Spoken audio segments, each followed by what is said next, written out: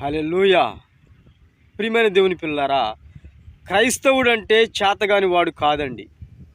కానీ క్రైస్తవుడు అనగానే లోకంలో ఉన్నవారు అతను చేతగాని వాడు, అసలు వాళ్ళకి కోపం ఉండదు, ఆవేశం ఉండదు, వాళ్ళు ఏమన్నా కూడా చేతగాని వారు అనుకుంటారు. కానీ క్రైస్తవుడు అంటే చేతగాని వాడు కాదు. క్రైస్తవుడు అంటే ప్రియమైన దేవుని పిల్లారా, ఇతరులను ప్రేమించేవాడు, ఇతరుల కోసం బ్రతికేవాడు, ఇతరులకు ప్రార్థించేవాడు, ఇతరుల కోసం సమయాన్ని కేటాయించేవాడు, ఇతరులను దేవుని రాజ్యం వైపు నడిపించేవాడు క్రైస్తవుడు.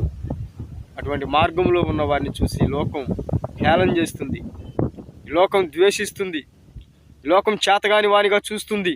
అయినా పర్లేదు, ఓర్చుకొని దేవుని వైపు చూసేవాడు కావాలి. దేవునికి స్తోత్రం. దేవుని వైపు నడిచేవాడు కావాలి, దేవుని మార్గాన్ని చూపించేవాడు క్రైస్తవుడు కావాలి. ప్రియమైన దేవుని పిల్లారా, ఈ లోకంలో ఉన్న వాటన్నిటినీ పోగేసుకొని దేవుని కనుపరచకుండా ఈ లోకంలో జీవించే క్రైస్తవుడు కాదు. క్రీస్తు వైపు చూసి అనేక మందిని క్రీస్తు వైపు మళ్లించేవాడు కావాలి. ఆ విధంగా మనం బ్రతికేటువంటి స్థితి మనలో ఉండాలి. దేవునికి స్తోత్రం.